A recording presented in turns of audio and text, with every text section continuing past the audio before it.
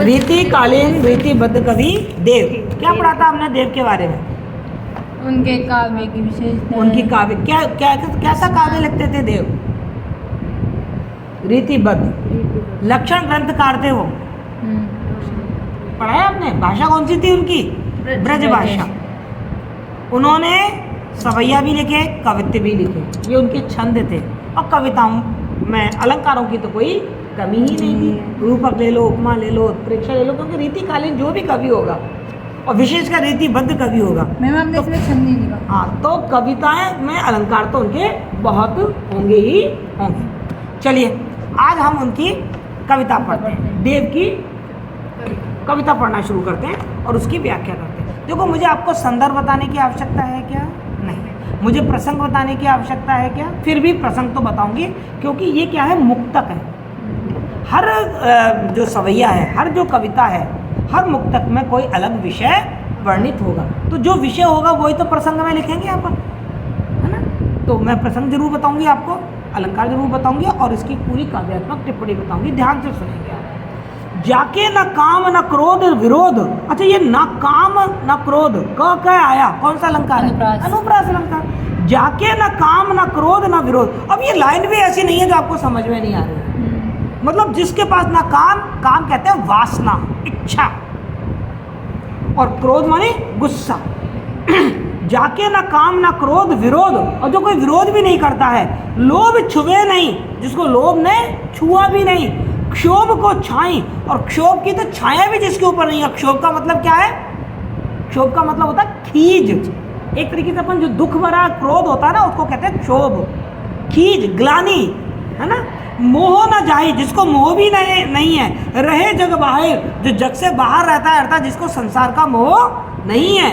मोल जवाहिर ता अति चाहो, मोल जवाहिर ता अति चाहो। बानी पुनीत जो देव दुनी, और उसकी जो बानी है वो कैसी होगी? पवित्र होगी। रस आरद सारद के गुण गाहो, और उसमें रसपूर्ण रस होगा, आनंद होगा। और वो आरद सारद मतलब सरस्वती के गुण गाता हो। शील शशि, शील मतलब इसका चरित्र, शशि मानी चंद्रमा, रूपक अलंकार आ गया। सविता छविता, सविता मानी सूर्य, और छविता मानी सौंदर्य, उसका सौंदर्य सूर्य की तरह हो। कविता ही रचे कविता ही सराहो, वही कवि की मैं सराहना करता हूँ, उसी कवि की कविता की मैं सराहना करता हूँ जो ऐसी कविता रचता है। कैसी कविता रचता है? जिसके उस कवि के गुण बताए। तो प्रसंग क्या हो गया कि प्रस्तुत काव्यांश में जो देव हैं उन्होंने एक श्रेष्ठ, सर्वश्रेष्ठ कवि के गुण बताए हैं। कविता के गुण बताए हैं कि कविता में क्या गुण होना चाहिए और एक कवि में गुण को क्या होना चाहिए। कोई कवि कब श्रेष्ठ बन पाता है? जब उसमें काम ना हो, इच्छा ना हो, मैं बहुत प्रसिद्ध कवि बन जाऊं, मैं बहुत पैसा कमा लूं, ये आकांक्षाएं, ये इच्छाएं, ये वासनाएं उसमें ना हो। ना उसमें क्रोध हो कि यदि किसी ने उसकी कविता की आलोचना कर दी तो गुस्सा करने लग जाए, या उसको अपनी मनवांछित वस्तु ना मिले तो वो क्रोध करने लग जाए। विरोध, और किसी दूसरे की आलोचना भी ना करे, सबको स्वीकारे, भाई तुम भी अच्छा कर रहे हो, तुम भी अच्छा कर रहे हो, आलोचना ना करे। लोभ छुए नहीं, और जिसको कोई लोभ ने छुआ नहीं हो। मतलब वो कविता सिर्फ इसलिए ना लिखे कि आपको 1000 रुपये मिलेंगे, कविता लिखो, आपको आज एक सोने की मोहर मिलेगी, कविता लिखो। यदि आप ऐसे लोभ में कविता लिखोगे तो फिर आप श्रेष्ठ कविता नहीं लिख पाओगे। नहीं क्षोभ को छाई, और ना उसके ऊपर कोई क्षोभ की परछाई पड़ी हो, अर्थात उसमें कोई क्षोभ, कोई खीज, कोई ग्लानि भी ना हो। मोह न जाहिर रहे जग बाहिर, और जिसको कोई मोह ममता भी ना हो, जो जग से बाहर रहे, अर्थात जो विरक्त होकर रहे। दुनिया से बाहर रहने का मतलब ये नहीं है कि दुनिया से बाहर चले जाओ, ऊपर चले जाओ। जग से बाहर रहने का मतलब है सांसारिक मोह माया में जो ना पड़ा हो। मोल जवाहिर ता अति चाहो, उसकी जो कविता है उसका जो मोल होता है वो कैसा होता है? हीरे मोती जैसा होता है, लेकिन वो खुद हीरे मोती चाहता नहीं है। बानी पुनीत, और उसकी भाषा कैसी होती है? पुनीत और पावन, यानी कि उसमें कोई भी अपशब्द या गलत शब्द नहीं होते। जो देवधुनी, उसकी भाषा कैसी होती है? उपमा अलंकार, जैसे देवताओं की वाणी होती है, जैसे देवताओं की धुनी होती है। अब हमारी देव भाषा संस्कृत भाषा मानी गई है ना, तो देव भाषा जैसी जिसकी भाषा हो और रस और उसकी जो कविता है उसमें आनंद हो, रस मानी आनंद हो। काव्य के 9 रस बताए गए हैं, श्रृंगार रस, वात्सल्य रस, करुण रस, हास्य रस, आपने पढ़ा है, क्रोध रस। तो जिसकी कविता है वो रस से परिपूर्ण हो। मैंने आपको बताया था कि जो देव है वो रीतिबद्ध कवि हैं, और रीतिबद्ध कवि क्या करते हैं कि जो साहित्य के अंग होते हैं उन पर पूरी रचना करते हैं। और साहित्य के अंग किसे कहते हैं? छंद है, अलंकार है, शब्द शक्ति है, रस है, ये साहित्य के अंग माने जाते हैं। तो जो देव है वो भी रसपूर्ण कविता को ही कविता मानते हैं, अर्थात उस कवि की कविता में क्या होनी चाहिए?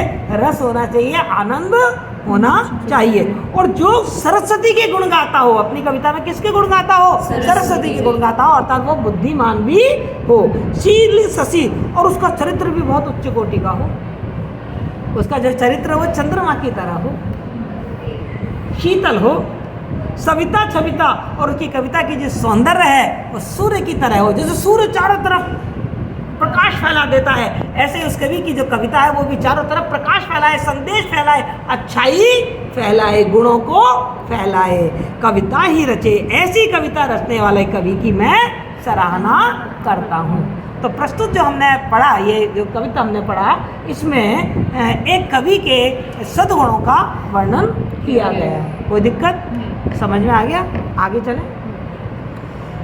कोई कहो कुलटा कुलीन अकुलीन कहो, कोई कहो रंकनी कलंकनी कुनारी हो, और कैसे पर लोक नर लोक बर जोक लोकन में, और लीनों में अलोक लोक लोकन ते न्यारी हो। तन जाही मन जाही देव गुर जन जाही, और जीव को न जाही टेक टरत न टारी हो, और वृंदावन वारी बन वारी के मुकुट वारो, और पीत पट वारी वारी मूरत पे वारी हो। कुछ समझ में आया क्या? अच्छा, लास्ट की 2 लाइन दोबारा पढ़ते हैं, देखिए कुछ समझ में आता है क्या। वृंदावन वारी बन वारी के मुकुट वारी, पीत पट वारी वाही मूरत पे वारी हो। किसकी बात कही गई है? कृष्ण की। कृष्ण पर वारी वारी होने की बात कही गई है, वारी हो। कृष्ण पर बलिदान होने की बात कही गई है, कृष्ण पर मर मिटने की बात कही गई है। तो कृष्ण पर मर मिटने की बात, कृष्ण पर वारी वारी होने की बात, कोई उनका भक्ति कर सकता है?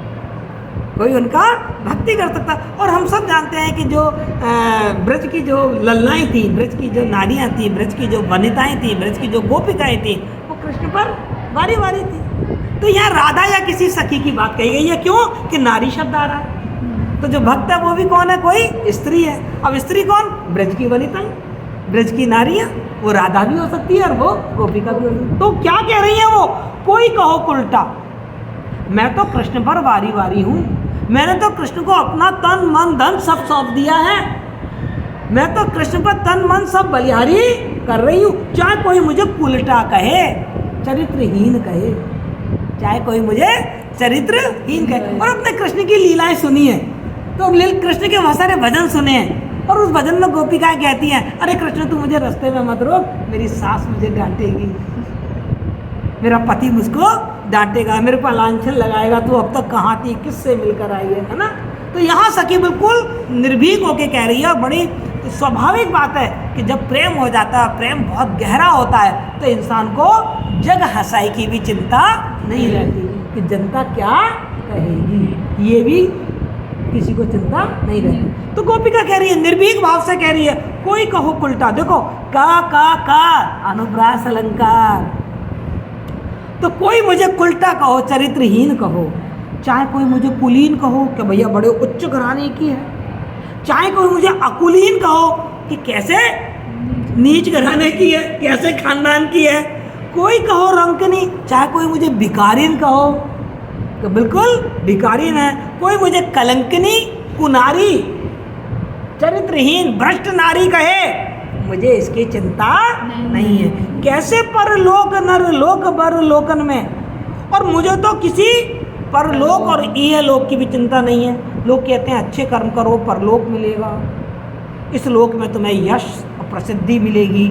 मुझे ना इस लोक की चिंता है कि लोग क्या कह रहे हैं, और मुझे ये भी चिंता नहीं है मरने के बाद मैं स्वर्ग में जाऊंगी या नर्क में जाऊंगी। तो कैसे परलोक, कैसा परलोक, मैंने कोई परलोक नहीं देखा। कैसे परलोक नर लोक बर लोकन में, मैं तो इसी लोक को देख रही हूँ और इस लोक में मैं कृष्ण से प्रेम करती हूँ। कैसे छोड़ दूँ मैं कृष्ण से प्रेम करना? मेरे लिए तो कृष्ण से प्रेम करना ही सारे लोकों से प्यार करने जैसा है।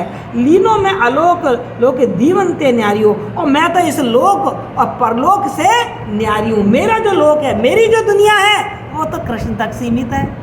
मेरे लिए तो लोक हो या परलोक हो, ये कृष्ण की दुनिया ही मेरी वही लोक है। तो जो मेरा लोक है, जो मेरी दुनिया है, वो इन दुनिया से बहुत अनोखी है, अलग है। उसमें प्रेम है, आनंद है, मैं उसी में ही डूबी रहती हूँ।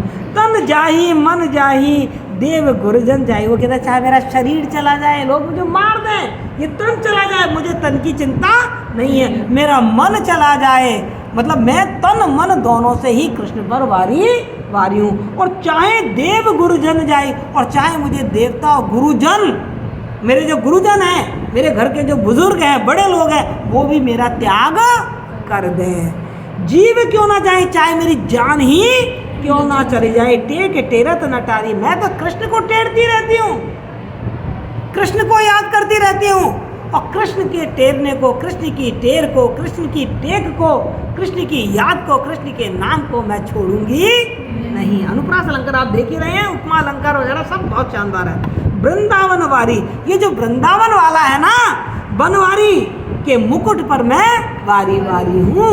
पीत पटधारी, अब उन्होंने उस कृष्ण की पहचान बताई है कि मैं किस कृष्ण पर इतनी वारी हूँ। वो वृंदावन का वारी है, वो इस वन का माली है, और वो मुकुट धारण करने वाला है। और पीत पटवारी, और वो पीते वस्त्र को धारण करने वाला है, पीले वस्त्रों को धारण करने वाला है। ऐसी मोहनी मूरत पर मैं वारी हूँ, ऐसी मोहनी मूरत पर मैं बलिहारी हूँ। सब कुछ बलिदान कर सकती हूँ, सब कुछ त्याग कर सकती हूँ। क्या समझ आया आपको? तो संदर्भ वगैरह सब बता ही चुकी हूँ, विषय वस्तु आपको समझ में आ गई। यहाँ पर विषय वस्तु क्या है, यहाँ प्रसंग क्या है कि यहाँ जो ब्रज की वनिताएं हैं, ब्रज की जो नारियाँ हैं, वो निर्भीक भाव से कृष्ण के प्रति समर्पित हैं। उनका एक निष्ठ जो प्रेम की भावना है वो यहाँ दिखाई दी है। उन्हें इस लोक और उस लोक की परवाह नहीं है, निर्भय है वो, निर्भय होकर वो कृष्ण पर सब कुछ वार कर देना चाहती हैं। पूर्ण समर्पण की भावना दिखाई दे रही है। क्लियर बेटा?